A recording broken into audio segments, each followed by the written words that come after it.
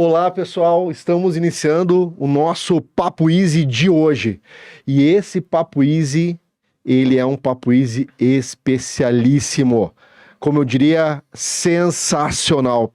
Além de ter uma pessoa que, para mim, é uma das pessoas que mais inteligentes que eu conheço, é uma pessoa de fino trato, uma pessoa extremamente simpática e uma pessoa que agrega muito porque ele sabe explicar as coisas de maneira easy. E ninguém melhor do que essa pessoa para falar sobre um pouquinho de inteligência artificial. Eu digo um pouquinho porque eu já comecei a preparar aqui o podcast com ele e a gente precisaria de 4 horas de podcast para poder cercar um pouquinho dos temas. Mas a gente vai falar em 1 hora um resumão para todo mundo ter um pouquinho de conhecimento mais básico, né? Porque às vezes esse tipo de tecnologia assusta e a gente vai tentar simplificar isso um pouquinho. Pessoal, com vocês, Marcelo Filipac. Obrigado aí pelo convite, Christian. Prazer estar aqui conversando com vocês aí. E acho que aí os elogios que você falou, eu quero fazer os mesmos para você, né? Acho que tem as mesmas qualidades aí, né? Sempre foi um bom amigo, um bom colega de trabalho aí. Então, espero que a conversa seja boa aí. Pessoal, o Filipac é um cara que tem uma carreira bem interessante porque ele começou no hardware, quando o hardware ainda era a parte central da solução, né? Em determinado momento, o hardware ele passou a ser parte da solução. E aí o software começou a tomar mais proporção na solução e hoje a IA suportando o software.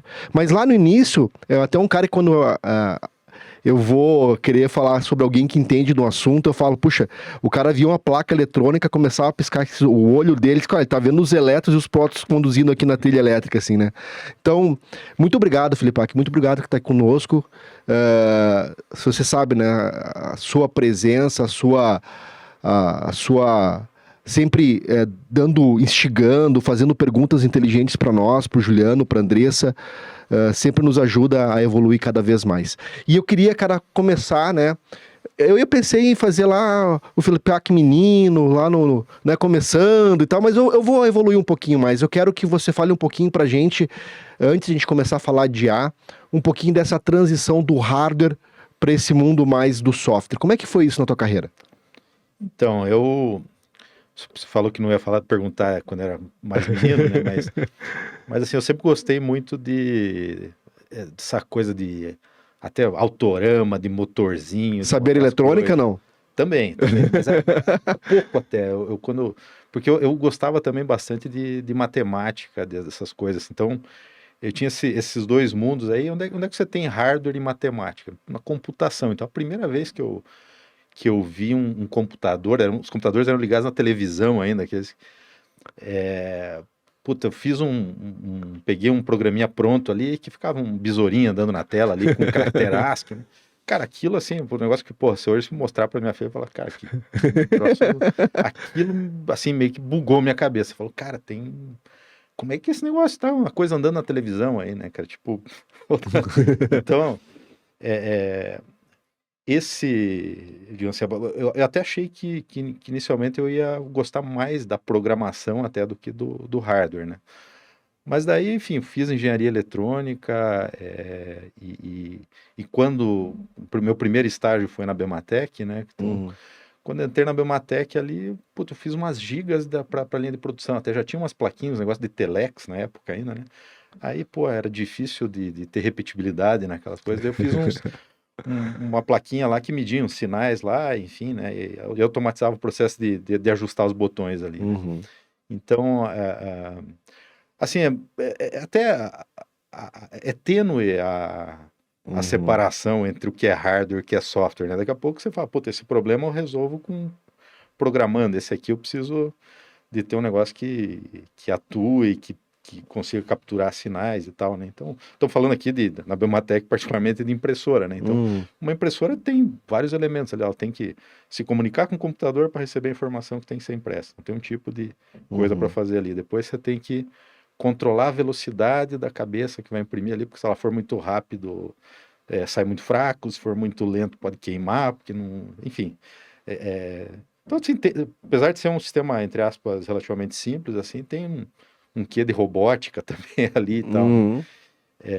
Mas, enfim, eu tô falando da parte nerd, né, do assunto. Eu caí nisso meio assim, a gente não planeja muito as coisas, né? Que, assim, às vezes o pessoal fala, né? Pô, como é que... Pô, que legal tua carreira, Felipe. Como é que eu faço pra fazer ela? Eu falei, cara, eu não sabia que ia ser assim minha carreira, né? Uhum. Tipo, as oportunidades surgem, você gosta de um problema, e daquele problema surgiu outra coisa, e você vai meio que dançando a música, vai surgir. Então, as coisas aconteceram meio que assim, né? Tipo, era um cara curioso, gostava de ficar inventando coisa. Tem uma fase da minha parte que eu era moleque, assim, cara, que eu quase fui pra química. Assim, porra, adorava, cara. Eu tinha um laboratório em casa que, cara, hoje dava pra fazer algumas bombas ali. E era fácil de comprar naquela época. Porra, Uhum. hoje. Assim, Hoje é mais controlado. não, se eu quisesse enveredar pro Breaking Bad ali, podia ter sido outra coisa. Cara, e como é que foi essa transição, cara, do mundo corporativo, né? Você, uma participação fundamental, porque não tem como falar da história da Bematec sem falar do Marcelo Filipac, entre outras pessoas. E aí, de um momento para o outro, você perde essa conexão, que foi o teu primeiro e único emprego carteira assinada, e Hum. daqui a pouco você vira o teu CEO de MEI. Como é que é ser um CEO de MEI, de você ter, querendo ou não, né, uma vida corporativa, onde você já tinha um reconhecimento, tanto dentro da empresa, mas também fora, e daqui a pouco você se vê com essa liberdade. Como é que é esse momento, Filipac, agora? Então, Cristian, acho que até é interessante falar do momento de ruptura e depois ir mais para onde eu tô Sim. agora, né? Mas acho que assim, um pouco do momento de ruptura veio de um certo incômodo, né, cara? Porque a gente via, né, toda aquela história bonita da Bematec ali num ponto de inflexão muito forte, né? Do tipo, Hum, cara, o hardware tá, de certa forma, não é acabando, mas o hardware tá indo pra nuvem. O hardware sim, tá indo pro bolso das pessoas, né? sim. Então aquele hardware do anos 90, 2000, ele vai acabar, quer dizer, já tá acabando, né? Virou isso, virou smartphone e virou nuvem. Então, aí, bom, é hora de se reinventar, né? Uhum, A Bematec está tendo que se reinventar, e até quando a gente fala da Bematec, a Bematec, ela tinha essa parte de hardware que a gente ficou sempre, eu e você ficamos uhum, trabalhando mais aqui, mas os sistemas de automação comercial aí, uhum, eu já estava indo mais pro lado do software, vamos dizer assim, né? Então, uhum. isso é uma coisa que a gente já vinha percebendo a mudança, não foi assim da O noite pro próprio dia, né? Bemagol, né? Sim, Que é sim, no final da nossa transição Bematec, já era a tecnologia que a gente estava trazendo, o IoT, o IoT, a nuvem, cloud, né? exatamente. Então, digamos assim, essa mudança, vamos dizer assim, de paradigma até, de tecnologia a ser utilizada, né? Eu comecei a perceber, isso eu estou falando lá por 2016, 2017, né? Que a coisa da IA, assim, tinha acabado. Hoje eu sei, né? Na época eu nem sabia, mas tinha acabado de ter os grandes saltos dos modelos Hum, computacionais de visão computacional. Aquele negócio, durante anos os caras. Um problema de detectar uma imagem, saber se era um gato ou um cachorro, era um negócio que até 2015 não. 2015 não, 2012 não estava resolvido. uhum. Então, como eu falei, eu não sabia isso. Naquele momento eu não estava prestando atenção nessas coisas, mas você via, de repente você fala assim, cara, tem uns negócios que dá pra fazer com IA de reconhecimento facial, disso, daquilo, Mas foi o que Bemagol que te provocou a pensar sobre isso, de olhar aquela câmera, saber se o cliente estava feliz, se estava triste, se estava usando um óculos, se tinha barba. eu acho que um pouco sim, Christian, assim, como eu falei, né, a gente vivia às vezes tão imerso naquele mundo de fiscal ali, e até a TOTUS, né, quando adquiriu a Bematec, eu lembro uma das primeiras conversas que eu tive com um almoço com o Laércio ali, com o Eros, né, que Hum, o, o Laércio quase que só falou de IoT, de falar assim, porra, eu vejo um futuro para a Bematec no IoT e tal, porque eu acho que isso a gente não tem dentro da TOTUS, né, porque, porra, uhum. então, hardware e era uma coisa que até na época eu não estava muito antenado, né? Eu falei, porra, eu fiquei com aquilo na cabeça, assim, aquilo ficou matutando um pouco ali, daí a gente já tinha essa situação de falar, porra, o futuro vai ser diferente do que é hoje, com certeza, né? Uhum. E lembrando, né, apesar da Bematec ser uma empresa de tecnologia, está sempre inovando, né? O, digamos assim, o tipo de produto que a gente vendia era mais ou menos o mesmo durante 20 anos, né? Sim. Então, tinha impressora que tinha... Que o projeto era de 15, 20 anos O atrás e estava problema que ele vendendo, se né? propõe a resolver era o mesmo durante 20 Exatamente. anos. Exatamente. Mas é isso, assim, para encurtar a história, para não falar muito no detalhe, né? Teve esse monte de efeitos assim, provocou, e daí quando eu comecei a tocar alguns projetos de IA, até que aí como gestor, né? Lembrando que nessa fase eu tinha um papel mais executivo, eu tinha saído da bancada, Uhum. eu comecei digamos assim, ter a sensação que algumas coisas podiam ser feitas tecnicamente, mas daí quando conversava com a equipe, o pessoal fala, cara, isso aqui só tem um jeito de fazer, que é indo para nuvem, que é não sei o quê. E você fala, mas puta, mas desse jeito o problema não vai ficar bem resolvido. Do que eu tô falando aqui, né? A ideia era meio que, Bemagol, botar uma câmera numa loja e aquela câmera ali fazer o seguinte, é como se fosse um gerente da loja. O dono da loja olhando o que está Olhando o que acontecendo, está mapa de acontecendo, criando calor. relatório, fazendo mapa de calor e tal. E aí você fala, puta, mas se eu tenho que pegar toda a imagem aqui e mandar para a nuvem, então, e se eu fizesse localmente isso aí, esse processo ali? Aí não, porra, aí a máquina tem que ser muito grande, aí não fica um negócio viável. Tá? Vinha esse tipo de resposta, que até fazia sentido. Mas que, porra, hoje eu olho e falo, cara, não, é porque a gente não dominava o jeito de fazer a modelagem de IA para aquele problema. Né? Então, como eu falei, na época eu não tinha essa percepção. Então, um pouco da minha escolha foi essa. Eu falei, cara, como é que eu vou gerir equipe de tecnologia se eu não domino? Se é uma coisa. Só que assim, isso que eu tô falando era novo para todo mundo. Então, assim, de certa forma, era um momento de fazer essa escolha. Porque não é uma coisa assim que nessa época tinha um monte de gente que manjava de inteligência artificial. E veja, eu não estou falando de muito tempo atrás, estou falando de 2017, 2018. Por quê? Porque o Deep Learning, a gente talvez eu falar um pouquinho disso, as redes neurais, elas até mais ou menos 2012, assim, se você quisesse numa universidade ter teus trabalhos rejeitados, era só colocar rede neural. Porque assim, tinha a percepção de que isso não conseguia resolver nenhum problema. E os problemas de IA que a academia se propunha a resolver, a rede neural perdia em todos. Então assim, você tinha métodos até mais estatísticos, tipo árvores de decisão, coisas que são a IA clássica, que existe, esses algoritmos ainda, eles têm utilidade. Regressão, Essas coisas aí. correlação. Exato, e aí entra até na estatística mais simples, vamos dizer assim, onde você trabalha com modelos menores. Não que seja ruim, quando eu falo, mais o simples às vezes é melhor. Sim. Não estou dizendo simples, mas são mais simples, são modelos com poucos parâmetros, né? Enquanto se a gente fala de um chat GPT, tipo, vai lá, modelo de regressão linear, de duas variáveis, ele tem 2 parâmetros. Né? A inclinação da curva e onde que a curva bate no eixo X ali. Desculpa, não vou falar mais de matemática aqui. 2 parâmetros. Aí você pega o chat GPT, ele, não sei a conta exata, mas acho que é coisa de 3 trilhões, 10 trilhões, alguma coisa assim. Então, mas a ideia dentro do chat GPT tem um monte de regressãozinha linear que são os neurônios. Eu tô, né, pô, se alguém da academia eu falando isso aqui, eu falo, pô, mas o neurônio não é exatamente isso. Não é, mas um neurônio cada neuroninho ali seria uma regressãozinha linear com uma função não linear na saída dele. É isso que é um neurônio. Só que daí bota um trilhão dessa encrenca aí, conecta tudo. Faz a sinapse. E acha o jeitão da arquitetura certa, você consegue fazer, entre aspas, um chat GPT, né? Tô falando dos extremos aqui, né? Mas é isso, ou seja, você tem... só para não perder o ponto que a gente estava conversando aqui, né, Christian? Você tem desde esses modelos mais simples que eram... eu não digo mais simples, né?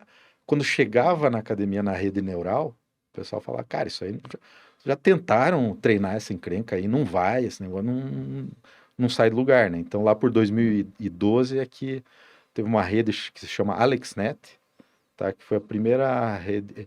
Que tem na verdade, vamos quebrar assim. Tem um problema chamado ImageNet, que é da Universidade de Stanford, algumas universidades lá, que eles capturaram um monte de imagem na web. E aí falaram, tem vamos colocar 1000 categorias aqui, barco, casa, pessoa, não sei o quê. E milhões de imagens. Aí esse era o desafio. Era criem modelos que resolvam esse problema, né? E nos 3 primeiros anos, que acho que começou em 2010, por aí, o Deep Learning não aparecia. Aí apareceu essa rede aí, a AlexNet, que é uma rede convolucional lá, e, puta, eu posso estar falando errado, mas ela digamos assim, a taxa de acerto era da ordem de 65% o melhor que tinha. Daí entrou essa rede, subiu 15%, ela aumentou para 80%. Depois, e aí vem esse mesmo tipo de arquitetura de rede vem sendo retrabalhado, hoje já está em 98%, mas o salto que deu foi quando uma rede neural foi utilizada nesse problema. Então, estou comentando um pouco dessa história de onde é que se contextualiza para falar, veja, eu estou falando de 2012, o trabalho seminal, aquele negócio, só tinha uns caras na Universidade então, do Canadá lá, que é o Geoffrey Hinton, que negócio, né, cara? Tipo, você começa até a mudar teus ídolos, né, cara? Pra mim, a Einstein continua sendo, né, cara? Você fala, puta, Einstein Agora, eu nunca tinha ouvido falar em Geoffrey Hinton, cara. Hoje eu conheço a história desse cara, é um dos pesquisadores de IA, que, puta, boa parte do como treinar as redes neurais foi do trabalho desse cara. E assim, ele é até meio heróico, porque, como eu falei, não tinha dinheiro. Cara, pessoal, não vão botar dinheiro nesse negócio de rede neural, não, né? Então o cara meio que. Ele e mais uma meia dúzia bateram no peito e não deixaram morrer, vamos dizer assim, a coisa da. Tô romantizando um pouco, né, Christian? Mas é interessante. Eu vou fazer uma pergunta com relação a isso, mas antes, pessoal, eu queria só aproveitar e eu não queria deixar escapar um pouquinho do que o Filipac falou aqui, que primeiro a gente faz um monte de planos para a vida, ou às vezes algumas pessoas não fazem, mas outras fazem, mas a vida vai colocando esses desafios, a gente precisa ir se adaptando para esses desafios, né? Então, às vezes a gente não faz os planos e a vida nos coloca, e outras vezes a gente faz os planos e a vida vai, né? E em algum momento isso acaba se conectando, como já diria o Steve Jobs, né? Porém, a questão da liderança. O Filipac trouxe aqui, puxa, estava à frente de um problema novo, né? Durante 20 anos eu tratava uma situação que era atender o fisco, por mais que a gente vendesse a impressora para a loja ou para uma revenda, ou o que fosse, mas no final do dia quem era o cliente mesmo era o fisco que tinha informação da impressora. A gente passou a querer... E, Christian, só complementando, e tecnicamente os desafios que tinham ali, enfim, seja na eletrônica, seja no software ali, eram muito bem dominados. Sim. Nesse contexto aí, ou seja, por mais que, obviamente, tinha a questão do físico regulamentar e tudo mais, mas evoluía o tipo de hardware, o tipo de processador que você usava e tal. Mas isso a gente, era meio que era um negócio incremental, né? A IA que eu estava comentando aqui agora já é meio que outra coisa. E bem nesse momento, né, lá 2016, 2015, a Bamatec vendo na realidade aumentada, vendo no IoT, vendo na questão do Amazon Go, que era uma referência. Cara, vamos utilizar imagens para poder fazer uma leitura e trazer alguma informação útil para o lojista. Porque o contato, né, trazer o máximo possível da experiência digital para a experiência física do cliente. Então tinha vários problemas para resolver. Só que a liderança não vem somente da autoridade, vem do conhecimento técnico. E aí a necessidade de, cara, eu tenho que aprender outras coisas aqui. E aí buscar o conhecimento, né? Sim. E assim, né, Cris, como eu falei, por ser um negócio novo que estava meio que. Digo assim, nem na academia você encontrava as pessoas certas para entender do problema, né? Então, era algo muito novo. Claro que existiam pessoas, né? Mas não em profusão, né? Então, hoje isso está se normalizando, porque, enfim, né? O pessoal vem vendo que esse negócio de IA meio que cresceu exponencialmente, né? Mas quando a gente fala de 2017 mesmo, era um negócio meio... E muitas vezes tinha gente que achava que sabia, mas tava falando besteira, sabe? E completamente honesto, não tô dizendo que eram charlatões ali, não. Porque é o início, né? é o início. As pessoas ainda estão tateando, né? Tateando. E agora começando já, porque o nosso público também é um público que está buscando entender cada vez mais, porque assusta, né? A gente vai falar um pouquinho que a IA assusta e é legal que a gente trocou um papo e eu queria trazer esse papo para cá sobre o quanto deve ou não deve assustar a questão da IA. Mas a diferença entre a estatística e uma rede neural é que a rede neural tem capacidade de aprender consigo própria e a estatística ela é estanque. Como funciona isso, Filipac? Acho que nesse nível assim de comparar estatística com o modelo de rede neural, tem muito mais semelhança do que diferença, tá, Cristiano? Por quê? Você falar o seguinte, regressão linear, tá? Que seria um modelo estatístico mais simples, assim. Se você se você pensar, na verdade é o seguinte, IA como uma caixa preta de resolver problema. Uhum. Então, o que você vai ter? Você vai ter entrada, você vai ter um monte de informação de entrada, Variáveis. variáveis ali, e daí você pode ter um monte de informação na saída, que são variáveis também. Então, quando você... aí tem teorias computacionais e da matemática que meio que dizem o seguinte, se você fizer uma regressão linear de ordem altíssima com N variáveis de entrada, você consegue resolver qualquer problema. Uhum. Né? Aí você vai, mas porra, então por que não usa isso aí?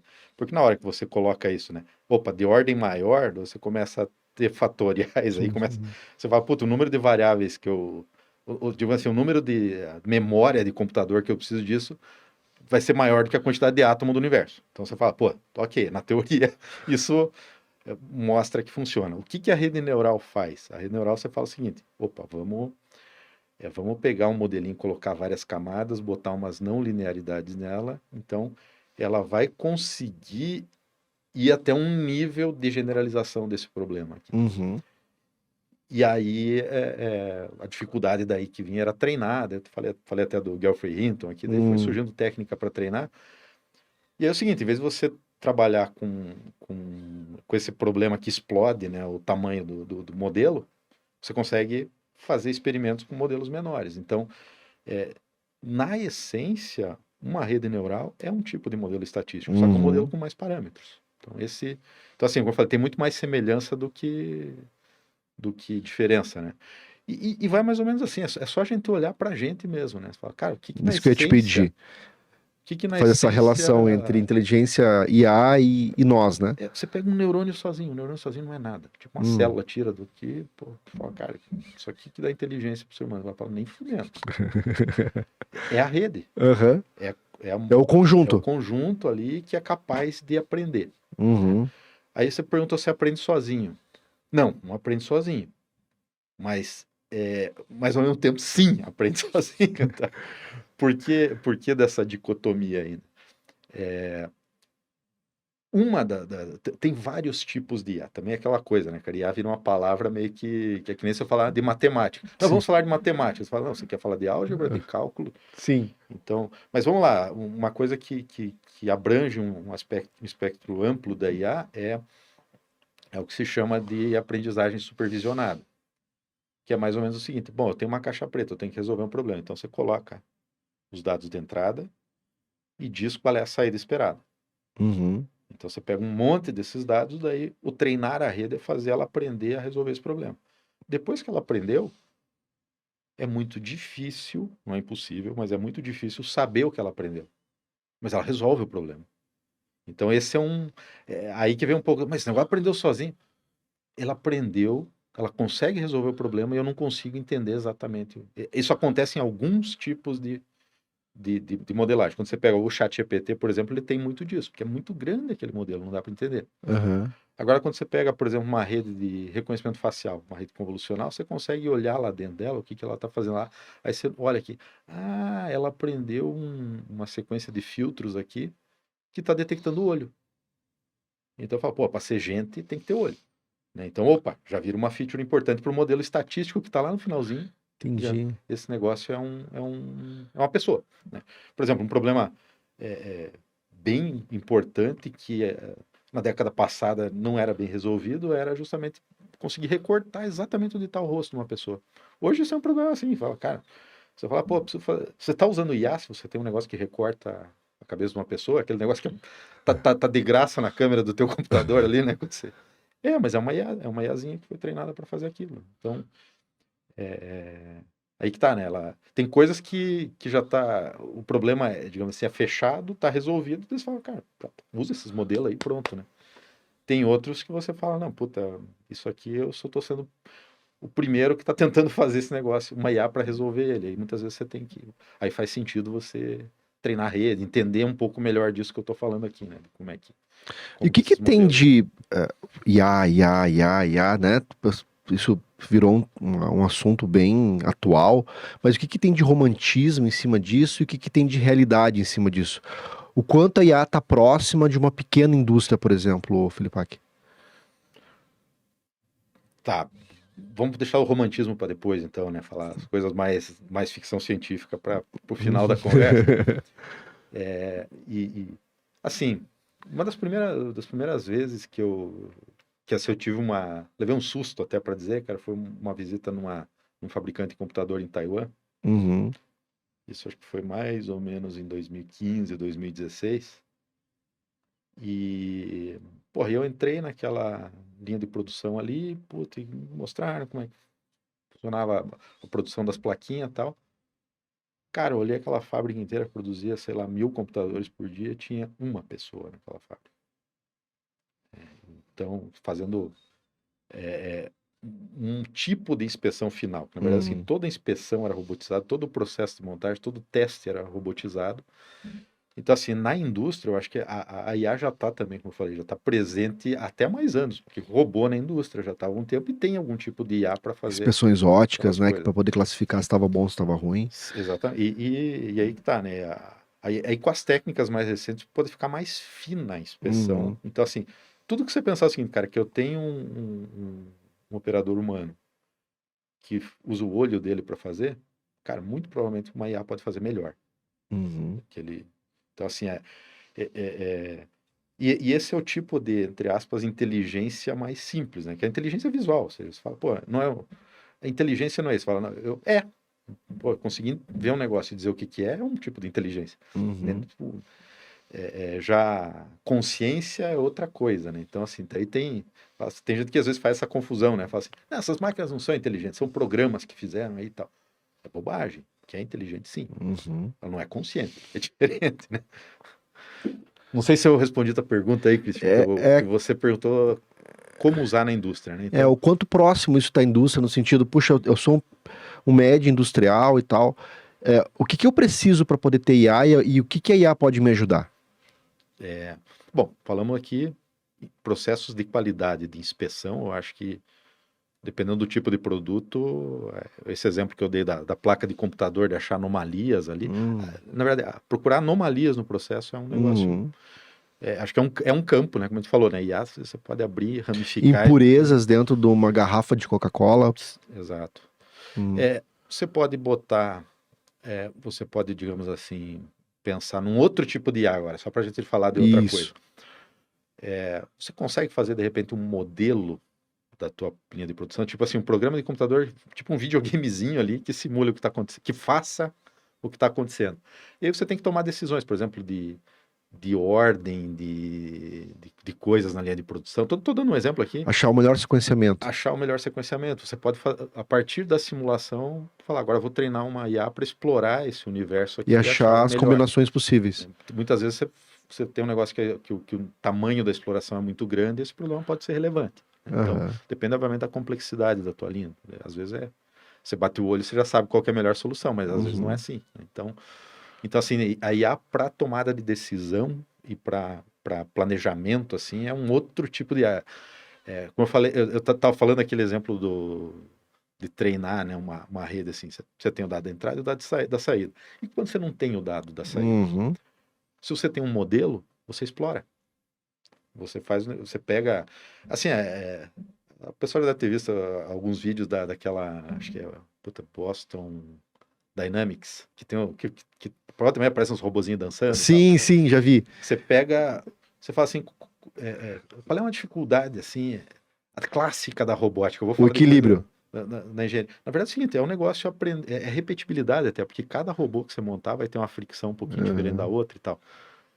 Então, assim, a IA, o que que ela vem resolver, né? Você fala, não, cara, é que nem um bebezinho, ele vai nascer com aquelas juntas dele mesmo. Aham. Aí você bota ele para experimentar, para tentar, você bota um objetivo, que ele é andar na velocidade mais rápida, 2 metros aqui, sei lá, começa. E aí deixa o negócio lá, tremendo lá, ou às vezes começa já com o modelo pré-treinado, então ele. Aí você fala, não, agora deixa um pouco ele aprender para ele, se a junta dele tá mais emperrada, ele botar mais força ali, enfim. Mas você não fica programando essa encrenca. Acho que essa é a diferença, né? A coisa uma das definições de inteligência artificial é construir sistemas que não precisam ser programados. Uhum. Então eles aprendem sozinhos, né? Como eu falei, é outro tipo de IA porque o dado, o próprio negócio gera. Outro exemplo disso, assim, que é fantástico, foi o do jogo Go lá, né? que ganhou do campeão mundial, o pessoal que entendia daquele jogo lá dizia que ia levar, diferente do xadrez, ia levar muitos anos porque o espaço para ser explorado é muito grande daquele jogo, né? Mas enfim, é um jogo, é uma simulação, então como é que foi, como é que o modelo daqui a pouco eu lembro o nome da empresa que fez isso aí, acho que era AlphaZero. O que eles fizeram foi o seguinte: vamos fazer duas IA, uma jogando contra a outra. Uma desafiando a outra. Exato, aí você vai pegando a que aprendeu mais, tipo, dá uma bagunçadinha nos pesos para não ser jogar ela contra ela mesma, né? Para ser um pouquinho diferente, e vai lá, bota esse negócio. E assim, com esse algoritmo, posso estar cometendo uma imprecisão, mas assim, com 4 horas de treino desse algoritmo, aí o negócio já estava no nível do campeão mundial, deixou ali uma semaninha treinando, o negócio imbatível. Ou seja, o ser humano nunca vai ter aquela inteligência. Você falou um jogo agora, né? O que a indústria de games ajudou a acelerar o mundo da IA? Isso é interessante. Tem a ver com aquela questão, eu estava falando, ninguém acreditava em rede neural porque era impossível treinar ela. E basicamente o que é bom, te falei, uma rede neural tem muito a ver com regressão, mas até uma simplificação maior ainda. Rede neural são matrizes de números que tem que multiplicar por pesos. Uhum. Então você tem grandes tabelas que têm que ser multiplicadas, depois somadas eventualmente, mas enfim, são operações aritméticas aqui. O que um computador clássico faz? Você fala, porra, pega o elemento 1 da coluna 1, multiplica com 1 do peso lá e vai iterando. Sequencial o processo. Uhum. Aí, fazendo parênteses aqui para o jogo, né? Qual que é um dos problemas que o jogo tem que resolver? Por exemplo, rotação de objetos. E como é que você rotaciona o objeto? Multiplicando matriz. Uhum. Então, para o joguinho ficar fluido, para as explosões ficar tudo rápido, tiveram que otimizar ao máximo esse problema de multiplicar matrizes. Que são... Tem um CUDA cores, tem uns nomes mas que no fundo é o seguinte: a diferença, como eu falei, né, de um computador, um processador, para resolver qualquer problema, ele tem essa característica de ser sequencial. Para você fazer um jogo fluir, você tem que fazer um monte de multiplicação. Você faz em paralelo. Você constrói um hardware que pegue duas matrizes de 1000 por 1000 ali e multiplique numa sequência de clock. Lá, em 1 nanosegundo você está com o resultado. Então, isso foi necessário pro game ficar fluido, para essas Pro coisas. GTA ficar realista lá. Os caras tiveram que correr atrás disso. E aqui é o negócio, né, cara? Tipo, porra, você que é pai sabe, né, cara? Compra os jogos lá, então, Cada ano o FIFA tá atualizado aí. Exato. Investimento, então, na NVIDIA, para os caras deixar esse hardware poderoso, por causa da indústria de game, foi fortíssimo. E aí eu tinha falado lá em 2012, da AlexNet lá, o negócio só foi possível treinar aquela rede neural para reconhecer as imagens lá, porque os caras adaptaram o algoritmo de treino da rede neural para rodar na GPU, na placa de vídeo. Uhum. E aí aquele negócio que você fala, não, isso aqui é intratável, esse problema, vou ter que botar uma rede para treinar hoje e esperar 2 anos para ver o resultado dela. Você fala resolvi em horas ou dias, né? Então, isso, basicamente, esse foi a contribuição do hardware, vamos dizer assim, para permitir que Falando em hardware, cara, a gente tá falando de um computador com característica binária. E quando entrar para valer o computador quântico ou óptico, como é que vai funcionar isso? Bom, eu não sou especialista nesse assunto, tá? Então, vou falar mais do que eu ouço dizer e de umas brincadeirinhas que tem um simulador de computador quântico, né?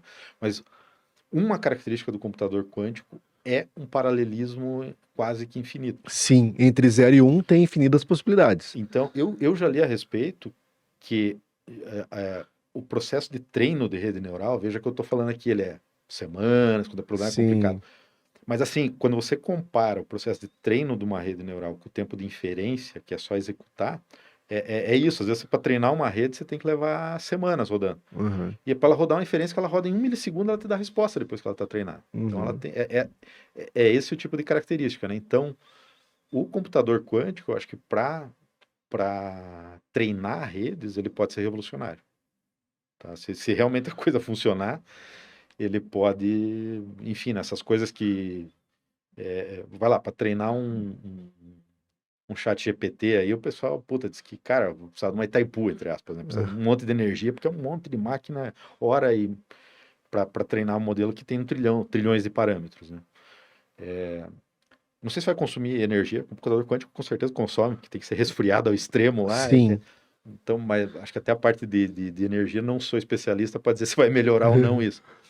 Mas é fato que tem potencial de, em vez de ficar... Mas energia e espaço, sim. Uma coisa é uma energia num espaço gigantesco, né? Que era o que a gente tinha lá atrás, com os primeiros computadores a válvula, até chegar ao que a gente tem hoje, que, por exemplo, o IBM Z, até o IBM Q, que é o quântico, onde num espaço dessa mesa parece um lustre o computador quântico, assim, quem quiser procurar na internet, IBM Q, parece um lustre. Ele tem que funcionar refrigerado, bem refrigerado, ele fica fechado, mas num pequeno espaço o cara faz o sequenciamento do DNA humano, que antes levava, né, muito tempo, ele faz em minutos. Tem um problema interessante, não é muito minha área também, posso falar, cometer algumas imprecisões aqui, que é dobramento de proteína, né? Que basicamente, assim, o problema é, se você tem uma sequência de DNA, que tipo de molécula isso gera, tipo de proteína isso gera? Cara, esse era um problema que até 3, 4 anos atrás dava uma tese de doutorado. O cara fazia uma sequenciazinha ali, puta, porque era um problema difícil é um problema difícil de tratar. Começaram a treinar modelo de IA, cara, o negócio tá levando 20 minutos para fazer um modelo de... E esse cai meio que na categoria. Ele aprendeu. Como que ele aprendeu? O que tá fazendo lá dentro? Cara, chegou a hora de falar do romantismo da coisa. Esse troço de IA é perigoso, não é, cara? Pode ser. Não dá pra dizer que não. Mas... aquele negócio, né, cara? Um revólver é perigoso ou não? Mas tá aí. Dá pra conviver com o revólver? Dá, né, cara? Tipo, tem lugar onde ele até é bem-vindo, né? Mas, então, assim, indo pro extremo, né, cara? O revólver é muito mais pro mal do que pro bem. Aí é o contrário, acho que é muito mais pro bem, mas é claro. E não precisa nem ir longe, né, cara? O que acontece nas redes sociais hoje, né? Sim. Algoritmo que maximiza o objetivo de dar clique.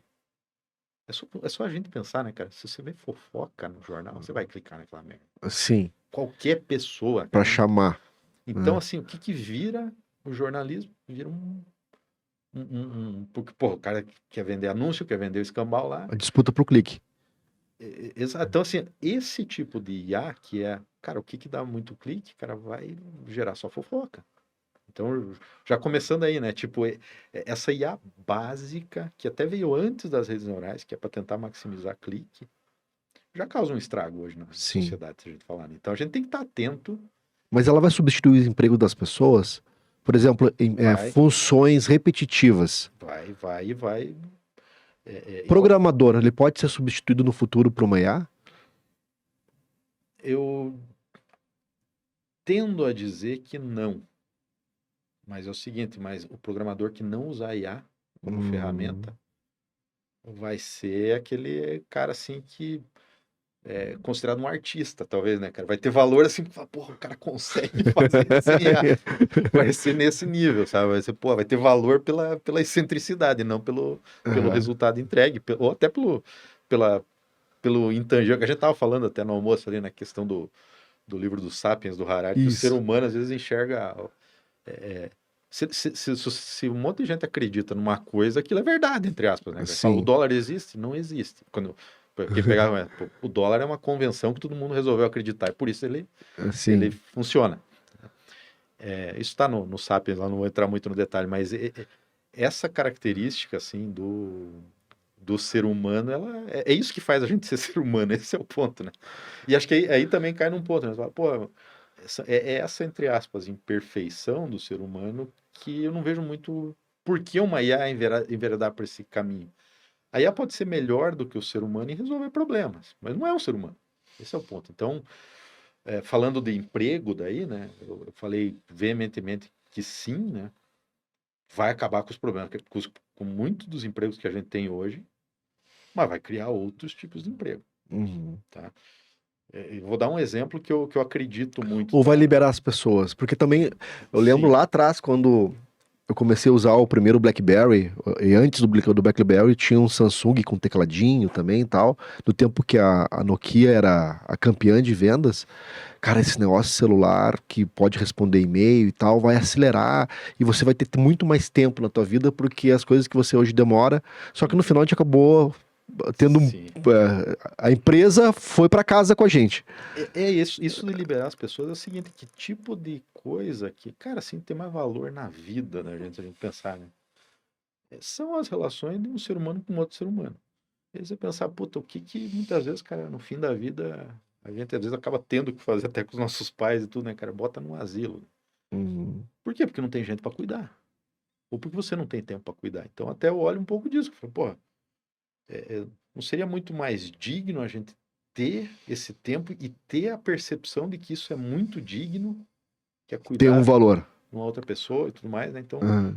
Então assim, eu acho que pode ser romântico, pode ser que a coisa não vá para esse caminho, tá, Cristiano? Uhum. Ou pelo menos com certeza não vai no curto prazo. Então, porque o risco da IA é a transição, né? Puta, quando, tipo, a pessoa que vai ficar sem emprego de motorista de Uber, porque só tem. Uhum. Fala, cara, porra, o cara do dia pra noite tem aquela mudança na vida dele, ele pode até se matar. Isso e vai acontecer esse tipo Sim. de coisa. Então, dizer que não, que é tudo. Não é assim. Mas, cara, é evolução, né? Uhum. As coisas. No final, o outcome eu acho que vai ser muito positivo. Como é quando a gente olha. Você vive melhor que teus bisavós, que teus avós? Não saberia te dizer, cara, porque Eu digo pela assim, o ser humano história, médio. pelas histórias que eu vejo, parecia que, e quando eu também era criança, o tempo demorava a passar. Ah, Por quê? Porque você sentava com uma cadeirinha de praia, uma cadeirinha na frente de casa, tomava um chimarrão, conversava, tinha essa interação que hoje é mais difícil de ter. sim, mas eu vou, então vamos voltar, sei lá, na época do teu tataravô, talvez estão falando da Ah, época do Napoleão ali. O pessoal passava fome, sim, porque, enfim, né, a vida da maior parte das pessoas era na agricultura, sem máquina para ajudar, um sim, trabalho pesado. sim, sim. Então, assim, na média, cara, um pobre de hoje é melhor do que um rei até de 200 anos atrás. Uhum, Então, essa coisa, quando a gente olha em alguma escala de tempo, pode ser que seja 50 anos, talvez o pessoal já tenha IA dominado, já tenha estabilizado, ninguém mais está se matando porque perdeu seu emprego. O pessoal vai olhar e falar, cara, que vida desgraçada. Cara, você acredita que tinha gente que passava o dia empacotando coisa em supermercado? uhum, Imagina, o cara perdeu a vida empacotando, né, o tempo dele. Com todo respeito a quem faz isso também, mas tô uhum, dando tô tentando me projetar na cabeça de quem vai olhar isso para 50. Hoje ele não olha assim, né? Ele fala, não, porra, legal, cara, tem um emprego aí, porra, que bacana. uhum, Mas acho que a visão vai ser meio que, cara. E é como a gente olha para escravidão uns tempos atrás, né? Que eu falo, pô, fazia. Não faz. Quer dizer, não tem nada de ético na escravidão, então não entendo errado o que eu vou falar aqui, né? Mas naquele contexto de 500 anos atrás, o pessoal achava normal. uhum, Até na declaração, acho que americana lá, da independência lá, pô, fala lá, tipo, quer dizer, fala abertamente de que a escravidão é, tipo, o escravo tem outra. uma outra categoria de pessoa. Então, assim, as coisas mudam, né? Essa mudança, a transição, acho que tipo, aí para os governos, né? Eu acho que o pessoal tem que se preocupar, putz, vai ter tem que pensar o que que nós vamos fazer com essa gente que vai perder emprego, né? Então esse é um cenário que tem que ser pensado, porque ele é possível, mas ele não é garantido que vai ser assim, porque pode ser mais Uhum, simples, até melhor do que a gente imagina.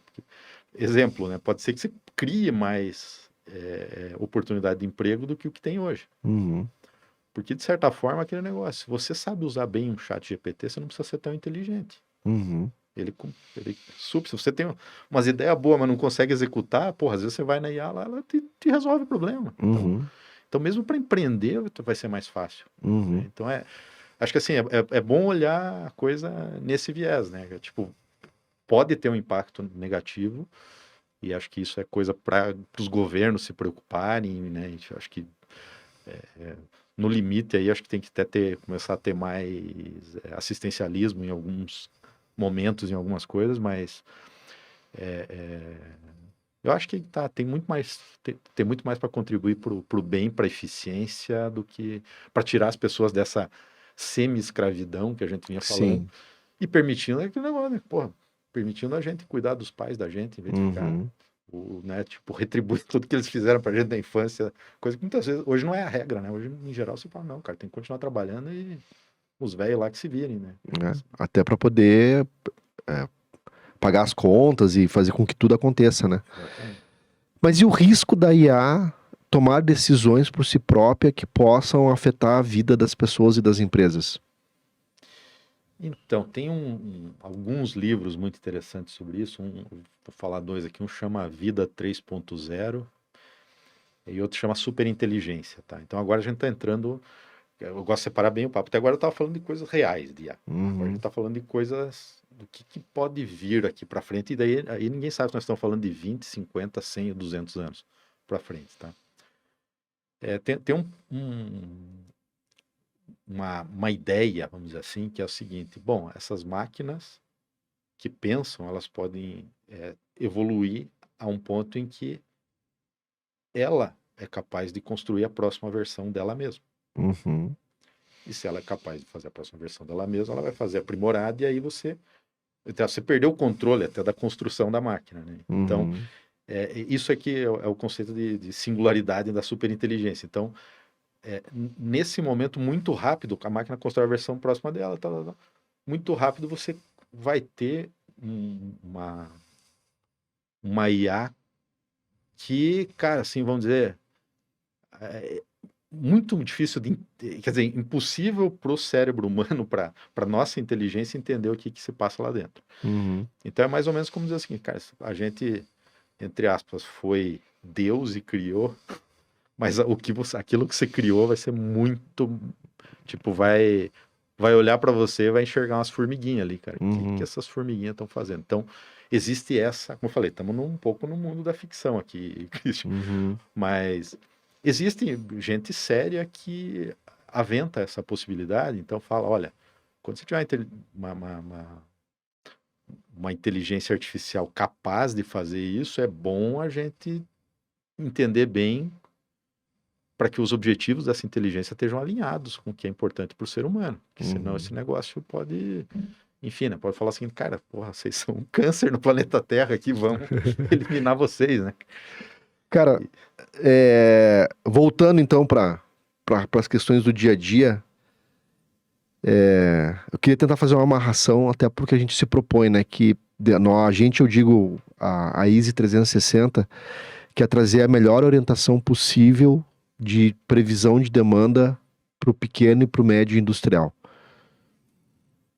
A IA pode contribuir para gerar uma demanda mais assertiva e você conseguir se antecipar a situações que ainda não aconteceram? Com certeza, Cristian, acho que se a gente for quebrar o problema que você está falando aí, né? E na verdade todo o problema na verdade não vou dizer nem de todo problema. Ele começa o seguinte: bom, você conhece os dados, você tem dados Hum, confiáveis e tal. Então acho que essa sempre é uma pergunta que você tem que fazer. Ou seja, eu estou trabalhando com a realidade ou com a ficção que está na cabeça do dono da empresa, hum, ou das maluquices do pessoal de marketing lá. Não que essas coisas não tenham valor, mas assim, hum, começa aí o problema, né? Fala assim, hum, puto, eu tenho alguns dados, tipo, sei lá, eu tenho meus dados de venda ali e vou olhando para o retrovisor tentar adivinhar o que vem para frente. Que é isso que nós hum, estamos falando aqui. Você fala, mas, pô, mas teu retrovisor, se já tiver embaçado, meu amigo, vai ser bem hum, mais difícil você resolver esse problema. Até não é impossível. O que que Então, assim, a quantidade e a qualidade de dados que você precisa depende de cada problema, né? O que vem acontecendo com a IA é o seguinte, é que muitos problemas são semelhantes. Então, se você tem um modelo que foi bem treinado, que, porra, o cara tem, ele consegue resolver um problema, muitas vezes você pode pegar um pedaço daquele modelo e retreinar para os teus dados ali, até meio podre, às vezes, e ele te dá boas respostas. uhum, Então, eu diria o seguinte, isso é um jeito, não tô, aí que tá, não tô dando receita de bolo aqui, uhum, mas seria, por exemplo, se esse problema viesse para eu atacar, eu iria tentar esse approach, porque em várias coisas, assim, de visão computacional mesmo, essa analogia se aplica. Você treina um modelo, por exemplo, para reconhecer gato e cachorro, uhum. né? Então, pô, alguma coisa ele aprendeu, reconhecer a orelha, sei lá, ele aprendeu, você não sabe o que, Tem um como, corpo, quatro tem um corpo, patas. aí você fala, cara, agora eu preciso. Só que para fazer gato e cachorro, eu tinha. Qual que era o tamanho do meu dado? Eu Hum, tinha 1 milhão de imagens. 500 mil de cachorro e 500 mil de gato. Aí você fala, cara, agora nós temos que fazer um detector de zebra e cavalo. Esse problema tá meio fácil, né? Por causa das listinhas, mas, sei lá, orangotango e chimpanzé. Fica um pouco mais difícil, né? E aí você pega aquela rede que foi feita para gato e cachorro e fala assim, cara, eu acho que essa parte de detectar a orelha aqui vai servir. Então eu vou. E onde é que estão essas partes aqui? Né? Elas estão na parte alta do modelo. Normalmente esses modelos vão afunilando até chegar na resposta que você quer. Então essa analogia que eu estou fazendo aqui com a visão computacional, mas cara, você treinou bem, você tem um negócio que você sabe que funciona no gato e cachorro. Você fala, pô, orangotango e chimpanzé é um tipo de problema parecido. Aí você pega 90% daquela rede treinada lá, daí pega tuas 50 imagenzinhas de orangotango e chimpanzé, e daí você chega à conclusão, cara, aprendeu. Então isso acontece, coisa que antes, quando você não tinha o modelinho do gato e cachorro, você ia falar, cara, vamos para fazer esse negócio aqui, eu falei com um doutor lá e ele precisa de 1 milhão de imagens. O primeiro vai precisar de 1 milhão. O segundo já pode ser que resolva com 50, né? Então, a questão é, onde estão esses modelos que essa analogia que eu estou fazendo aqui vale? Então, se você tiver, sei lá, um modelo de predição altamente preciso da Coca-Cola, pô, com certeza, sei lá, com certeza para a Pepsi iria funcionar muito bem, né? Mas eventualmente até, sei lá, para ração de cachorro, de repente, puta, pega o modelão ali. O modelo ali, se tem um canal de distribuição meio parecido, as coisas podem funcionar. Então, assim, a resposta é potencial, tem, né? Sim. Mas se você enveredar por caminho errado de tentar modelar, não tem milagre, né? Se o teu dado for errado, for enviesado, tipo, muitas vezes esses testes de estatística para ver, puta, isso aí tem correlação forte ou fraca, né? Muitas vezes você tem um lugar que você fala, não, eu quero dado que seja descorrelacionado para aprender alguma coisa a mais. Se tá tudo correlacionadinho ali, você pode ter 1 milhão de negócios, mas todos estão falando exatamente a mesma coisa. Então, não consigo aprender as variações porque eles não têm nuance, não tem variância, né? Felipac, sensacional a conversa, mas por incrível que pareça, já está quase fechando 1 hora. E eu não poderia deixar, eu tinha 2 maneiras de terminar essa nossa conversa. Além de te agradecer demais pela oportunidade de você estar aqui, e é um papo que flui, a gente vai, volta e tal, e eu acho que isso é legal, não tem uma ordem certa, correta, cronológica das coisas, mas é isso mesmo. Eu pensei em pedir para você dançar o Sidney Magal aqui, Maria Madalena, mas eu não sei se, né, talvez tinha que posicionar as câmeras e tal. Mas uma coisa, assim, que me marcou muito... Essa aí vai ter que ter cachê, se for.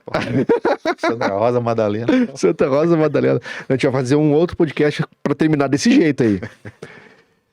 E, cara, nada a ver com o que a gente estava conversando até agora, mas é um problema complexo que eu aprendi na sua casa. Cara, como é que faz churrasco com maçarico em 5 minutos, Felipac?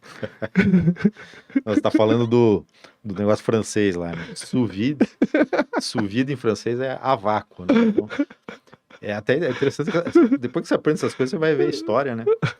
Esse negócio foi feito para hospital na França, segundo consta, né? Pode ser que seja anedota, que seja história inventada, mas que o pessoal tinha falado assim, cara, como é que a gente faz para comida de hospital não ter problema de infecção e tal, né? Eu falei, cara, porra, vamos botar num saquinho a vácuo, daí ali, põe na água quente com temperatura controlada, cozinha lá, já tá tudo já esterilizou, depois não teve contato com nada no plástico, mas diz que nasceu para isso. Mas se você pegar carne, uma costelona lá, porra, temperar ela, ensacar a vácuo, botar numa cuba com água e deixar com o termocirculador ali rodando, isso eu já fiz, cara, rodando 3 dias a 80 e poucos graus, cara, fica um patê de costela. Então você tira... Só que a aparência não fica boa. A aparência fica a aparência de defunto, branco ali. Aí você pode, se você tá com pressa, tipo assim, se o negócio puta, com os amigos fazer churrasco, cara, taca aquilo ali na grelha ali, vai ficar sensacional, vai dar aquela queimadinha, cheirinho da fumaça. Tudo. Típico. Exato. Cara, mas eu em casa, às vezes eu tenho lá meu saquinho no freezer, eu boto, esquento de volta ali, aí pego o maçarico em cima, pego spray de fumaça líquida.